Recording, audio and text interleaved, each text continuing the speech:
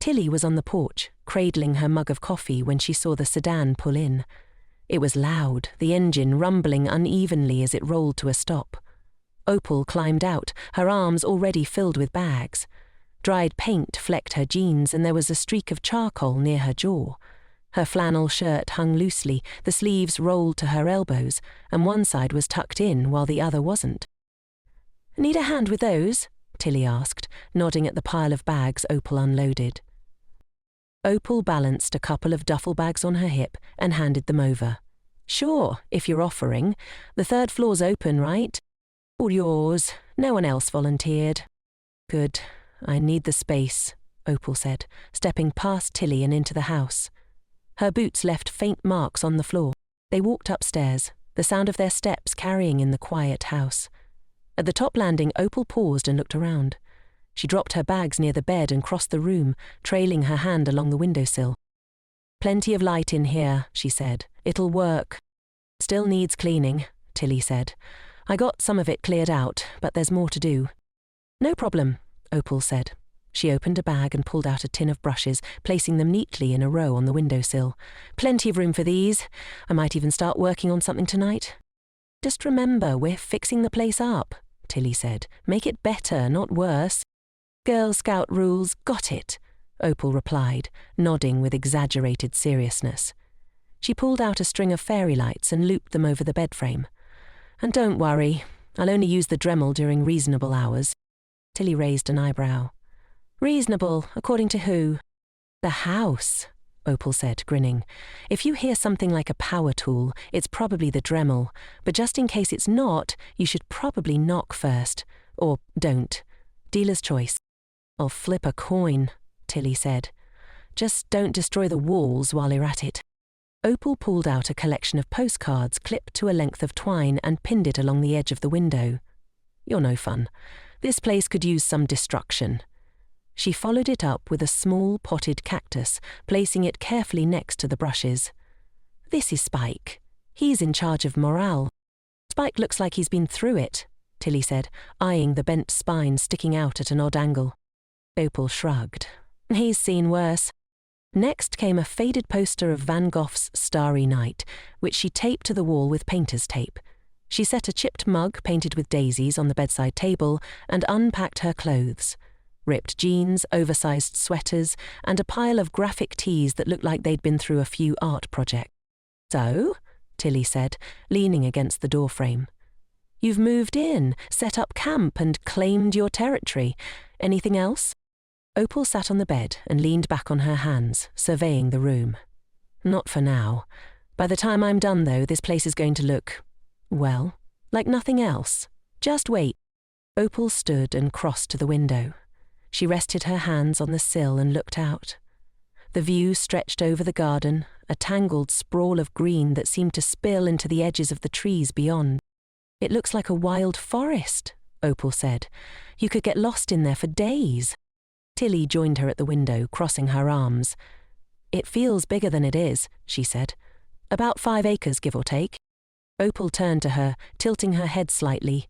5 acres is a lot for a garden. Can you imagine it when it was all kept up, though?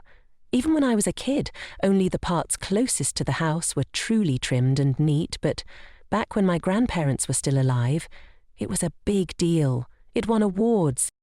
Opal pointed at the fountain. "We have got to restore that thing. It's incredible." Tilly nodded. "It's at the top of my list." Aphid arrived about an hour after Opal had gotten settled. The rideshare vehicle, a slightly scuffed minivan with clean windows, pulled into the gravel drive. Aphid stepped out first, her sandals crunching the stones as she waved at Tilly. She wasn't alone. The driver, a man with a thick grey beard and a steady posture, opened a back hatch and began unloading her bags. 8 of them, a mix of duffels, totes, and a hard-shell suitcase in pale lavender. Tilly came down the steps as Aphid handed the man a folded bill. He smiled, tipped his head in thanks, and hefted a particularly heavy duffel onto the porch. "Tilly," Aphid said, gesturing at the luggage. "Sorry about the mess. I've brought half my life with me." "Need help carrying it in?" Tilly asked, already reaching for a bag. "Yes, please, that one," Aphid said, pointing to the lavender case. "I'll take the big one." They worked in silence for a moment, moving the bags through the front door. Inside, the hallway was narrow and cluttered with Tilly's reorganizing efforts. Aphid paused to look around, taking in the high ceilings and faded wallpaper. Aphid went room to room on the second floor, her sandals barely making a sound on the old wood. She lingered in each doorway, holding her chin and tilting her head until finally stopping at the corner room. It had tall windows facing the west and north, framing a view of the city and the mountains beyond. The late afternoon light spilled across the uneven floorboards. A cracked mirror leaned against the far wall, and dust motes floated in the air. She exhaled. "This is it. I could be happy here." Tilly leaned against the doorframe as Aphid placed a hand on the windowsill. "I'm on the opposite end," Tilly said, "the room with the old band posters. Opal's on the third floor. I don't think she's directly above you, so no footsteps on the ceiling." "Perfect," Aphid said. She smiled, the kind of smile that reached her eyes. "I can't tell you how much I appreciate this. Dorms are fine, but this," she gestured around the room, "this feels like a place, you know?" "I know," Tilly said.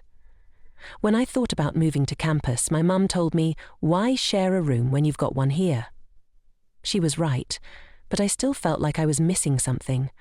Now, with you and Opal here, it's like our own dorm. I'm glad for the company. Aphid stepped closer and gave Tilly a quick, tight hug. Tilly returned it awkwardly but didn't pull away. "We're going to have so much fun," Aphid said. They unpacked her bags together. Aphid's clothes came out first. Neat stacks of sundresses, soft sweaters, and faded jeans. Then the books, worn paperbacks with dog-eared pages and glossy hardcovers that gleamed in the light. Tilly picked one up. "English Lit major?" Tilly asked. "Guilty," Aphid said. "There's a little bit of everything in there, though. Classics, poetry, some modern stuff. I like to mix it up." They moved on to makeup palettes, jars of moisturizer, and neatly packed toiletries. Aphid opened a small zippered bag, revealing an array of tiny crystals and polished stones. "For the energy," she said, setting one on the nightstand. "There's no hot water yet," Tilly said, closing the last bag. "Afternoon showers are your best bet." Aphid laughed. "I prefer cold showers anyway. Good for circulation. You should try it." Tilly gave a dry smile. "I've been trying it, but not by choice. Believe me, I know how they feel." Aphid looked down from the second-floor window and said, "I think that's Nick pulling up now." Tilly looked down to see Nick pulling up in a 90 Toyota pickup, the type that was still made for hauling things instead of showing off. The dark green paint had dulled over time, and there were a few scratches along the sides, but the truck was clean and well kept. Tilly remembered him saying at one point that it had been his father's. It hadn't been driven a ton, because a sheriff, his father, was usually driving a county car. There were a few wooden crates in the back, along with a TV, and as she looked down, he hopped out of the pickup and grabbed 2 crates, putting one under each arm. Tilly hurried down the steps to get the door for him. "Need help?" she asked. Nick shook his head. "It's just dorm stuff. I'll have it up in no time." Nick had chosen a room on the first floor, technically the old servants' quarters. They weren't particularly big, but had their own bathroom with a shower. It also had a small kitchen. "It's like its own apartment," Nick had said when he picked it. Tilly lingered by the door, watching as Nick hauled the crates inside without breaking a sweat, his broad shoulders moving with the kind of strength and control that reminded her of the old high school swim meets. Back then, she'd gone mainly to see Nick swim. She'd never told anyone about it, especially not him. They hadn't really talked much until college, but she'd always kept him in her sights. "Are you sure you don't need help?" Tilly asked again, as he came back for another load. He offered her a small smile. "Nope. I'm all set. Thanks, though." True to his word, Nick had everything transferred from the pickup to his room in under 15 minutes. He was already unpacking by the time Tilly stopped by his door. The room was spare but functional, with enough space for his belongings. She leaned against the doorframe as he pulled out his clothes, a few textbooks, a PlayStation 5, a laptop computer, and an electric keyboard. 2 years of piano lessons and I can still barely play, Nick said, shaking his head with a self-deprecating laugh. "But I keep saying I'm going to try again." Aphid appeared at the doorway, stepping in like she belonged there. She wrapped her arms around Nick's shoulders, pressing a quick kiss to his cheek. He smiled, a softer, more private expression than the one he'd given Tilly. "This is going to be fun," Nick said, his voice warm as he looked between Aphid and Tilly. Tilly forced a smile and shifted her weight. "I'm glad you're here," she said, and she meant it, but the sight of them together brought a sharp, uncomfortable weight to her chest. "I should check on Opal," Tilly added quickly, stepping away from the door before they could invite her to stay. As she walked toward the stairs, she let out a long breath she hadn't realized she was holding. The house felt a little smaller, but she pushed the thought away, focusing instead on the sound of her own footsteps echoing in the hallway. That night, Tilly had her first dinner with roommates. They shared a cheese pizza as they sat around the table talking about school, the house, and all the plans for the future. There had been an energy to the place that she welcomed after days of loneliness, and she went to bed feeling more comfortable than she had in a while. Tilly woke to the dark quiet of 3 a.m., her body heavy with sleep but her mind alert.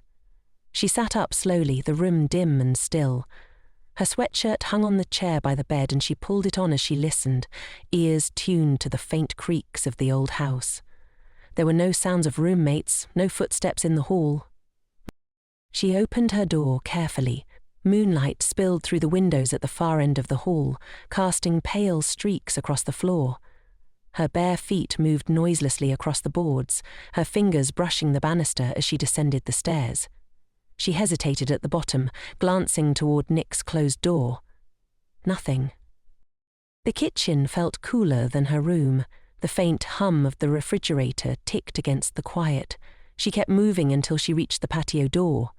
Her reflection stared back at her in the glass, a pale face in the darkened kitchen. She slid the door open, stopping just short of the soft click that would have made her wince. The night air rushed in, cool and damp. She slipped outside and pulled the door closed behind her. The garden moved gently. Crickets trilled in uneven patterns, their calls rising and falling. A faint flap of wings cut the air above Tilly as something disappeared into the trees. Leaves drifted softly as a breeze wove through them. Somewhere, water dripped, a sound so subtle she wasn't sure it was there. Tilly stepped onto the stone path. The moonlight silvered the rose petals, and the hydrangeas swayed gently. She let her hand trail across the nearest rose, its petal soft and cool, waxy under her touch. Then she saw them. Tiny touches of light darting in and out of the shadows. Reds, blues, and purples flickered like fragments of stained glass. She stopped as the lights danced over the flowers and along the edges of the path. They pulsed and darted, never staying long enough to let her make sense of them. One of the lights dipped closer, just above a rose. The red colour shifted to purple before it darted away again. She thought she heard a faint hum, low and vibrating. The lights moved in patterns she couldn't follow, playing a game she didn't know the rules of. "What are you?" she whispered into the garden. The words disappeared into the sounds around her, carried off by the breeze. The lights spiraled higher, then vanished into the trees. Tilly watched them go with a feeling of loss. The breeze carried the scent of the flowers and the dampness of the earth. She sank onto a bench near the edge of the garden, the cool stone pressing into her skin. The chorus of crickets continued, the faint drip of water felt closer now. She thought of the fountain and leaned back, letting the night wrap around her. She sat until the chill began to settle into her limbs, and she had to move again, trailing her fingers over the flowers as she retraced her steps. The patio came into view, a dark rectangle against the faint glow of the house. She paused before stepping inside and looked back at the garden. The flickering lights hid at the edges of her sight. Tilly opened the door slowly, careful not to disturb the silence of the house. Inside, the air felt warmer. She moved to the kitchen, deciding to make herself a peanut butter and jelly sandwich. She ate leaning against the counter, her eyes fixed on the darkened garden. The flowers were just shadows now. When she finished, she went back upstairs quietly, the hallway as empty as she had left it. Sliding back into bed, she felt the weight of the night settle over her. When Tilly closed her eyes, she could see the flickering lights inside her eyelids. They danced her back to sleep. Thank you for staying until the end of Chapter 4 of August House by John Hewitt. If you want to be notified of future episodes, please subscribe and turn on notifications. Thank you again for listening.